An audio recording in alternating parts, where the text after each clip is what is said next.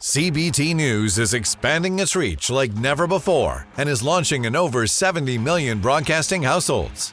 Whether you have Roku, Apple TV, or a mobile device running on Android or iOS, you can now enjoy our engaging, in-depth interviews with dealers, automakers, trade associations, best-selling authors, motivational speakers, and so much more, whenever and wherever you are. Simply search CBT News in the App Store of your smart TV.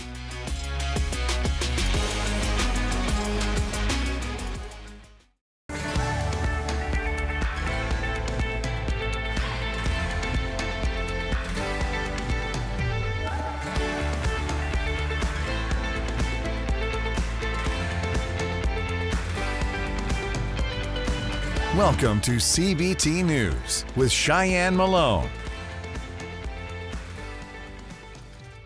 Good morning, everyone. Welcome back to CBT News. I'm Shyann Malone. Thanks so much for joining us. Here's a look at today's top automotive industry stories. Starting off our coverage, Ford announced that it will decrease the production of its all-electric F-150 Lightning pickup trucks, while increasing the production of its Ranger pickup and Bronco SUV. This move aims to balance the response to lower than expected demand for electric vehicles. Starting April 1st, the automaker will cut back Lightning manufacturing at its Rogue Electric Vehicle Center in Michigan from 2 to 1 production shifts, impacting roughly 1,400 workers. CEO Jim Farley stated, quote, "We're taking advantage of our manufacturing flexibility to offer customers choices while balancing our growth and profitability."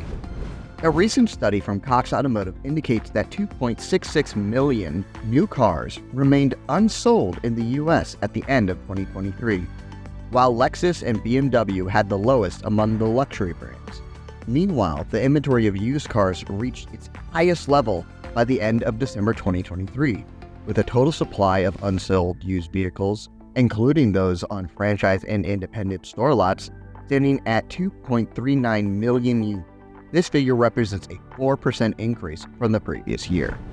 On January 19th, the White House released a statement announcing an investment of $325 million by the U.S. Department of Transportation and Energy to promote EV technologies, improve chargers, and reduce battery costs.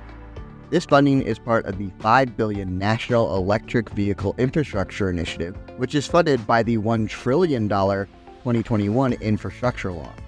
As part of the program, states are required to maintain federally funded charging stations for at least 5 years with a minimum uptime requirement of 97%. Finally, Jeep has recently confirmed the launch of its first global EV, the Wagoneer S. Although it shares a nameplate with the brand's larger gas-powered Wagoneer and Grand Wagoneer, the company refers to the new EV as a mid-size model. The latest image supplied by the automaker shows the vehicle's front end veiled in darkness. The illuminated grille and other design features from the initial concept photo remains. The automaker also reiterated the initial specifications is expected to reach 65 miles per hour in just 3.5 seconds with its 600 horsepower engine.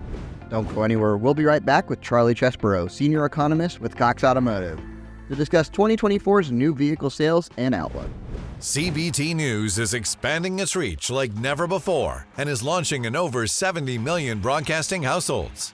Whether you have Roku, Apple TV, or a mobile device running on Android or iOS, you can now enjoy our engaging, in-depth interviews with dealers, automakers, trade associations, best-selling authors, motivational speakers, and so much more, whenever and wherever you are. Simply search CBT News in the App Store of your smart TV.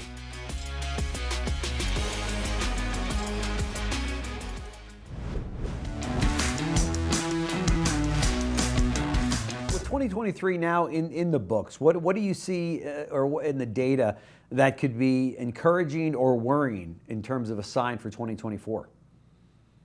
Well, I think one of the encouraging signs is we ended the year on a very strong note in December. Sales for the month were the strongest that we've had all year. We had a 15.8 million SAR. I think it certainly surprised to the upside for most analysts out there. So I think it's a good way to finish the year and strong momentum. And I think maybe some of the slowdown that we saw in previous months was really more a reflection of the UAW strike and its impact it was having on the Detroit 3. Good point. Than really any sort of a downturn in the market or consumers kind of turning away from the new vehicle market. Sure. So I think we ended on a strong note. And when we look forward into 2024, we're cautiously optimistic because we think the buying conditions are starting to move more towards consumers' favor. And one of the things that we've been dealing with in the post-COVID market was lean inventory. That's not a problem anymore. Inventories are back across the board. Dealers have plenty of product available now. And as a result of that product coming back, incentives have also come back. And so we're seeing that there's a little bit more negotiation going on, a little bit more discounting going on. So all of that should help the retail sector here in 2024. Yeah, for sure. What is contributing to the improvement in sales, and what's needed to push sales volume higher? What do you think is feasible in the current market? Well, one of the big stories of 2023 was fleet sales. And that doesn't help the dealer market too much, but many of the manufacturers were very aggressive with the rental car companies, as well as some commercial fleet and government fleet activity. And that really helped contribute quite a bit to the year-over-year sales gains that we had. In fact, the retail side, retail purchasing and leasing was only up about 9%, while the fleet side of the business was up about 35%. So overall, we saw about a 12% gain in sales, but the fleet side was what was really moving the needle this last year. We think it's going to be tough to have more growth from that sector going forward. We still see strong fleet, but there's not going to be quite as much pent-up demand because the fleet sector had been kind of starved a bit in the lean inventory environment as the manufacturers wanted to keep products with the dealers. So they're kind of filling up some of that pent-up demand on the fleet side. That's probably not going to be there as strong here in 2024. So the manufacturer is going to be relying even more on the retail sector. And so my expectation is we'll see incentives get quite aggressive here through the course of this year to try to move them up. And be sure to watch this full interview right here at cbtnews.com. Well, that wraps up our show for today, but we do invite you right back here tomorrow morning on cbtnews.com. And remember, you can stay up to date with the most recent news and trends influencing the retail automotive industry by following us on TikTok, LinkedIn, Facebook, and X, formerly known as Twitter. I'm Shyann Malone. Thanks so much for watching. You have a good one.